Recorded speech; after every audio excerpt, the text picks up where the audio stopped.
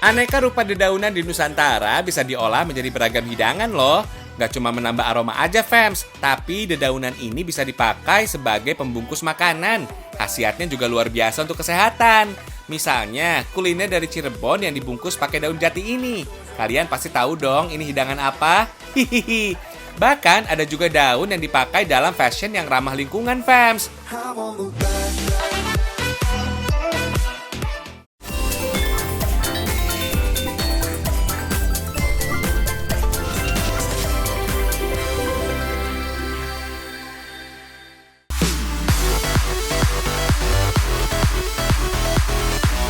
Pecinta lalapan pasti suka sama si daun kemangi yang harum wangi ini. Daun kemangi juga punya nama keren yang disebut basil, fams. Biasanya sih daun kemangi digunakan sebagai bahan campuran makanan kayak ayam kemangi rica, fams. Oh iya, daun yang bisa menambah aroma masakan ini sudah lama loh dijadikan obat tradisional untuk mengobati luka bakar, mengurangi nyeri, bahkan antibakteri. Sayangnya nggak semua orang suka mengkonsumsi kemangi mentah karena rasanya yang getir dan pahit di lidah. Tapi sebagian orang menganggap kalau daun kemangi ini bisa membuat makan semakin lahap loh. Wah, bisa gawat nih, berat badan bisa naik terus. Kalau nggak percaya, sesekali cobain aja masakan ayam dengan bumbu rempah ini. Beh, sedap banget, fams. Campuran cabai merah, rawit, kemiri, lengkuas, dan bawang dihaluskan, fams. Nah, ini nih yang bikin masakan jadi gurih dan beraroma. Oh iya, rempah seperti bawang termasuk anggota allium. Umumnya baik untuk kesehatan usus karena mengandung prebiotik yang menjaga bioma usus sehat. Belum lagi rasa pedas dalam masakan seperti rica yang menggunakan banyak cabai. Bisa membantu detoksifikasi atau pembuangan zat-zat yang tidak diperlukan oleh tubuh karena mengandung kapsaisin di dalamnya, fams. Lanjut, bumbu halus ditumis sampai harum, fams. Kuliner ayam rica sebenarnya makanan khas Manado, Sulawesi Utara. Rica memiliki arti pedas atau cabai dalam bahasa Manado.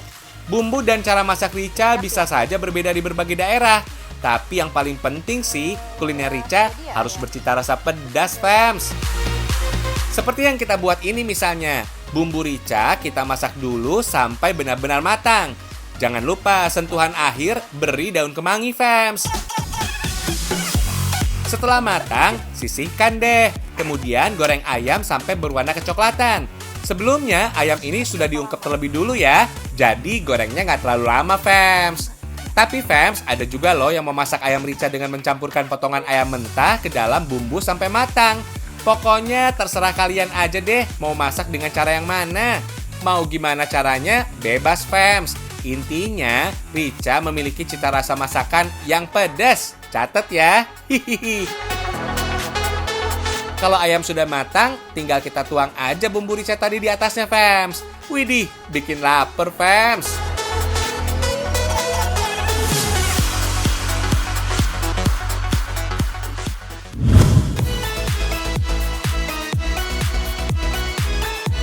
Makanan berbungkus daun pisang itu sih banyak macamnya, fams. Kalau makanan berbungkus daun jati, ya nasi jamblang khas Cirebon salah satunya, fams.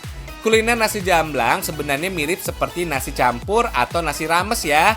Nasi dihidangkan dengan berbagai lauk yang bisa dipilih sesuai selera, fams. Yang bikin beda sih, nasi putih dibungkus dengan daun jati, fams. Sebagai pembungkus makanan, tidak ada khasiat khusus untuk kesehatan bagi daun jati. Yang pasti, makanan yang dibungkus daun lebih sehat daripada plastik atau wadah styrofoam, serta ramah lingkungan, fams. Keunggulan lainnya, makanan yang dibungkus daun jati bisa menjaga kehangatan nasi lebih lama karena daunnya yang tebal. Juga memberi sedikit aroma khas dan nasi tidak cepat basi, fams. Nasi jamblang berasal dari desa Jamblang, Cirebon. Awalnya sih hidangan ini untuk para pekerja paksa pada zaman pemerintahan kolonial Belanda yang sedang membangun jalan raya Dendels dari Anyer ke Panarukan. Ada juga yang menyebut nasi jamblang diperuntukkan untuk para pekerja di sebuah pabrik gula yang dibangun oleh pemerintah kolonial saat itu. Karena awalnya diperuntukkan bagi para pekerja dan buruh kasar, nasi jamblang hanya berisi lauk-lauk sederhana dengan harga yang murah dan terjangkau bagi para buruh. Sampai sekarang nasi jamblang masih bisa eksis loh, bahkan disukai oleh semua kalangan. Lauknya pun beraneka macam dan tersaji secara prasmanan. Jadi, hanya nasi saja yang masih dibungkus daun jati. Lauk seperti cumi balakutak, paru, tumis kerang, aneka ikan, tumis sayur, dan sambal goreng biasanya tersaji dan dipilih sesuai selera masing-masing, fams. Kalau kalian mau pilih lauk favorit yang mana?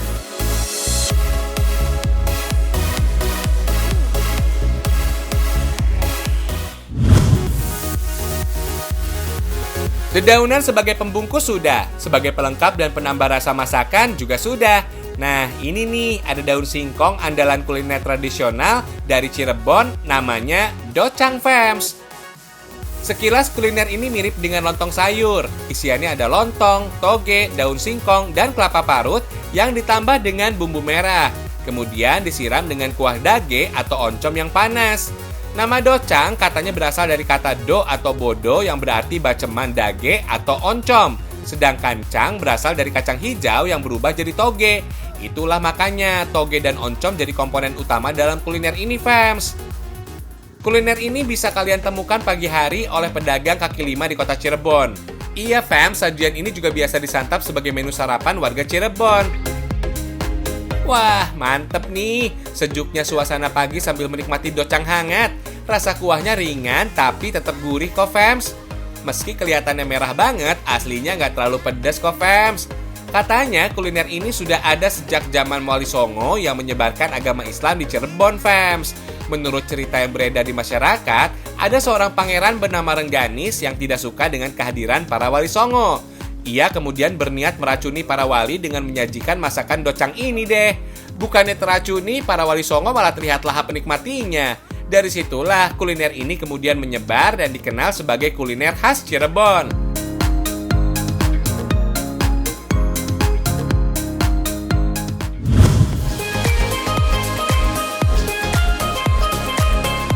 Nasi lengko dari Cirebon ini juga jadi menu favorit kalian, fams. Apalagi buat kalian yang lagi diet. Maklum, kuliner ini kaya serat, protein, dan karbohidrat, tapi rendah kalori. Soalnya terdiri dari bahan-bahan non-hewani, tapi rasanya nikmat, pol.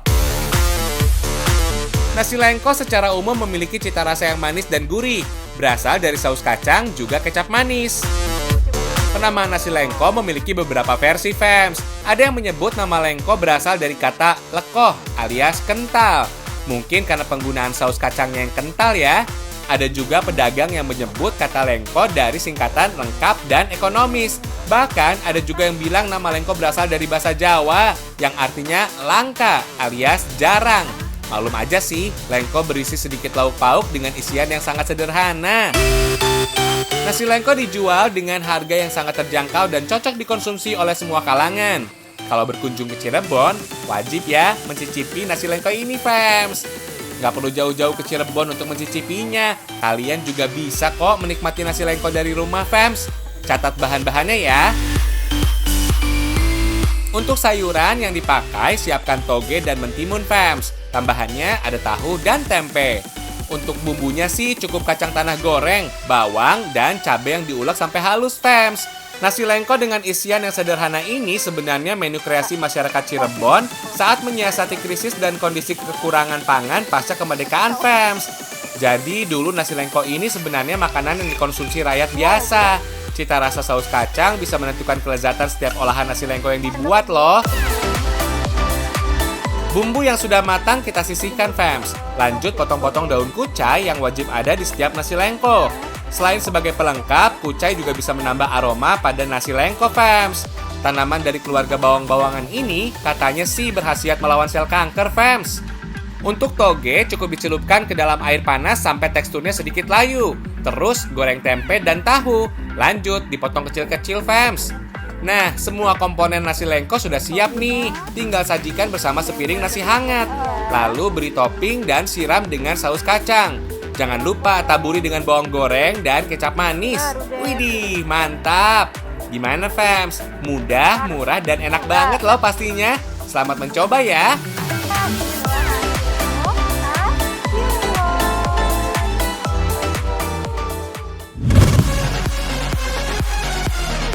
Masih ada nih kuliner berbungkus daun di episode spesial kali ini. Daun yang dipakai untuk membungkus makanan ini bisa disantap kok. Soalnya dibungkus pakai sayur sawi, fams. Hihihi, namanya ayam bungkus sawi. Pertama-tama rebus dulu sawi sampai layu.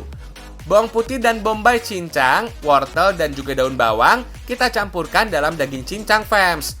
Lanjut, kita buat adonan daging ayam dengan mencampur sedikit tepung maizena sebagai perekat. Setelah adonan tercampur rata, tinggal bungkus deh dengan sayur sawi tadi, fams. Sekilas mirip membungkus risol atau lumpia gitu deh.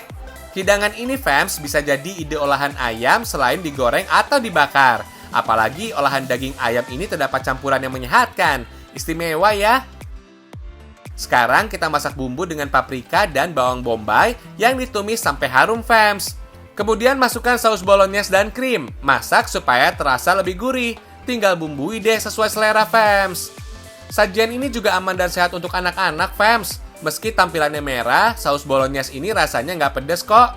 Bagi yang suka pedas, tinggal tambahkan saus sambal aja, fams. Terakhir, tinggal masukkan ayam bungkus sawi dan masak sampai adonan ayam di dalam matang sekitar 20 menit. Jangan lupa sesekali ayam dibalik ya, fams, biar matangnya merata. Sajian ini bisa jadi makanan pelengkap nasi atau cemilan yang menyehatkan loh. Soalnya mengandung serat dari sayur sawi yang baik untuk melancarkan pencernaan.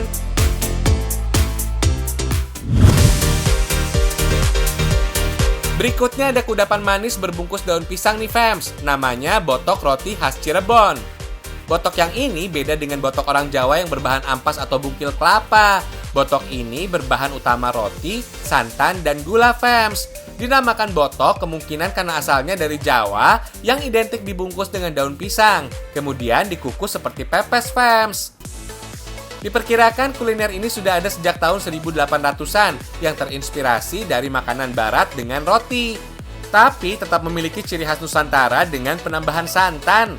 Dulu sih hanya orang-orang keraton saja yang bisa mencicipi kudapan manis yang satu ini, fams. Kalau sekarang, botok roti menjadi salah satu takjil incaran yang paling dicari untuk berbuka puasa saat Ramadan tiba di Cirebon. Rasanya yang manis dan cukup mengenyangkan bisa meningkatkan stamina selepas buka puasa. Nah, siapa tahu ada yang mau mencoba buat kuliner ini untuk Ramadan nanti. Boleh dipraktekkan di rumah nih, fams. Bahannya gampang, fams. Selain roti, santan, dan gula, kita juga butuh telur untuk membuat adonan lebih padat. Bisa juga ditambahkan pisang sebagai pelengkap dan menambah rasa, fams. Lanjut, potong-potong dulu rotinya, fams. Oh iya, kuliner ini juga bisa dijadikan alternatif ketika punya roti tawar hampir mendekati tanggal kadaluarsa. Kalau sekiranya nggak bakal dimakan, daripada berjamur, bisa diolah jadi botok roti ini deh, fams. Tinggal dicampur aja semua bahannya, fams. Kalau punya, boleh juga ditambahkan daun pandan atau bubuk vanili biar aromanya harum. Semua tinggal diaduk sampai rata, lalu bungkus deh dengan daun pisang. Kebiasaan orang Indonesia menggunakan pisang sebagai pembungkus makanan bukan tanpa alasan, fams. Daun pisang memiliki senyawa penting seperti lignin, alantoin, protein, dan polifenol yang berguna sebagai antioksidan. Yang paling pasti sih, membungkus makanan dengan daun pisang dijamin aman dari zat racun atau bahan kimia yang berbahaya untuk tubuh. Selain itu, daun pisang juga mengandung senyawa polifenol yang bisa memberikan aroma yang sedap dan pastinya sih murah dan mudah didapat. Setelah dikukus selama 30 menit, botok roti siap disantap, fams. Gampang kan cara membuatnya?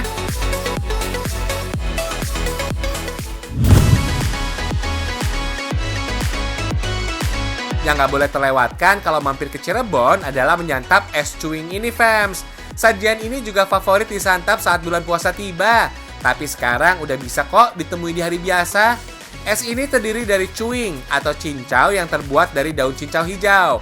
Dicampur dengan dawet atau cendol, bubur sumsum, kelapa muda, kemudian siram dengan kinca gula merah dan santan yang kental. Beuh, segernya udah berasa aja ke tenggorokan. Hihihi. Makanan penutup ini cukup mengenyangkan loh, fams. Soalnya isiannya nggak kaleng-kaleng, melimpah banget nih. Rasanya, manis gula aren yang memang nggak bisa ditawar. Legit banget. Dipadu dengan santan kentalnya yang gurih, widih, nikmatnya nggak ada obat. Cuing atau cincaunya juga kenyal dan cukup menetralisir rasa manis. Pas banget rasanya, fams. Daging kelapa mudanya juga tebal-tebal banget. Kalian bakal makin kaget nih sama harga semangkok es cuing. Isiannya yang gak pelit ini cuma Rp5.000 aja, fams. Wah, tapi sayang, kali ini kalian emang kudu meluncur ke Cirebon. Soalnya nggak ada nih di daerah lain. Hihihi.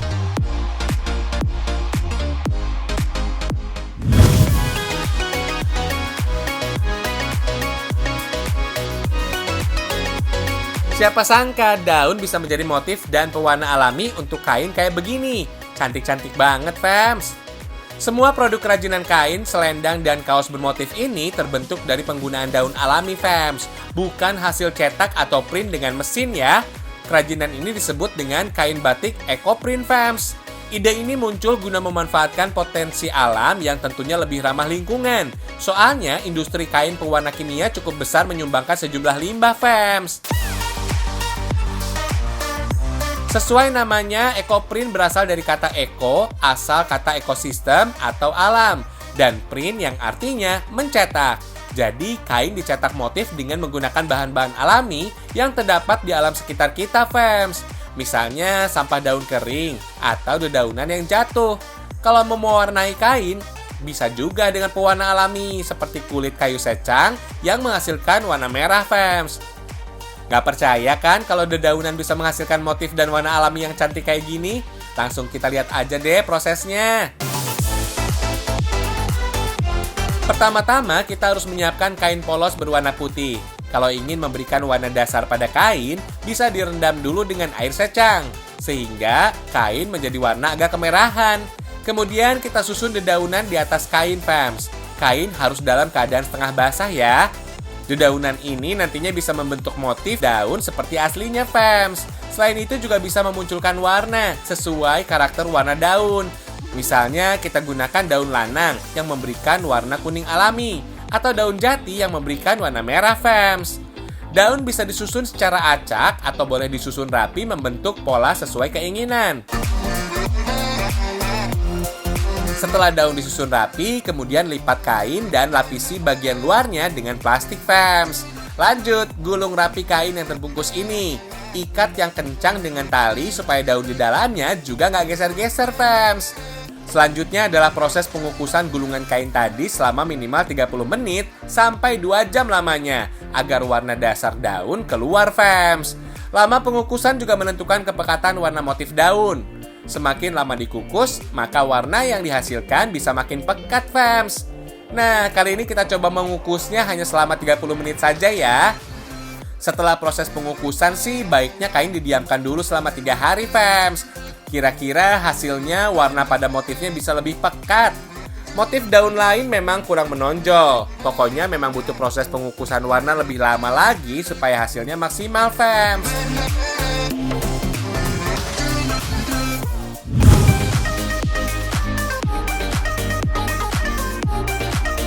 Kalau ngomongin soal kain, kurang afdol tanpa membahas batik, fams. Mumpung lagi di Cirebon, kita ke wilayah Trusmi yang dikenal sebagai wisata belanja batik yang cukup terkenal di Cirebon. Eits, jangan lupa protokol kesehatannya ya, fams. Cuci tangan dan dicek suhu tubuh terlebih dahulu. Terus kita masuk ke dalam sebuah ruang berisi foto-foto jadul tentang Cirebon di beberapa sisi di dinding, fams. Galeri seni ini juga dibangun sebagai salah satu spot selfie bagi pengunjung, fams. Ada juga latar ratusan topeng khas Cirebon. Kalian juga bisa nih berfoto dengan menggunakan jubah batik Megamendung khas Cirebon. Tentunya dengan latar kain batik Megamendung berwarna-warni nih. Wih, pasti bikin foto selfie kamu semakin ciamik nih. Hihihi. Di sini kita bisa melihat pengrajin yang sedang membuat batik tulis. Mau ikut membuat batik? Yuk deh, kita nimbrung. Batik tulis memang batik yang paling digemari karena motifnya terlihat lebih natural dan hasil karya tangan memang lebih membanggakan untuk dimiliki. Gak heran kalau harganya mahal ya, fams. Hihihi. Di galeri ini kita juga bisa tahu, fams, alat-alat apa saja yang digunakan untuk membuat batik. Batik-batik tulis atau batik cap. Kemudian kita memasuki ruangan dengan light mapping show yang menampilkan animasi cahaya berbagai motif batik Nusantara, fams. Lanjut, spot berikutnya adalah koridor dengan dinding yang menampilkan motif batik mega mendung dalam berbagai versi dan warna.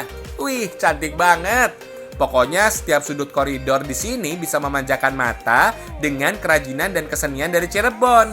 Mulai dari batik, pakaian tradisional, topeng, sampai wayang. Jadi nggak cuma sekedar selfie aja ya, pengetahuan kita juga semakin bertambah, fams. Nah, di ujung koridor baru deh kita masuk ke pusat perbelanjaan batik yang terbesar di Trusmi, Cirebon. Berbagai macam produk batik bisa kalian pilih di sini, mulai dari bahan kain yang siap jahit atau berbagai macam produk pakaian jadi. Mulai dari pakaian untuk santai sampai dengan batik untuk kegiatan formal. Ada semua deh di sini. Kualitas yang dipilih juga beraneka macam, mulai dari yang harganya terendah sampai dengan kualitasnya yang premium. Bisa disesuaikan dengan budget kantong kalian, fams.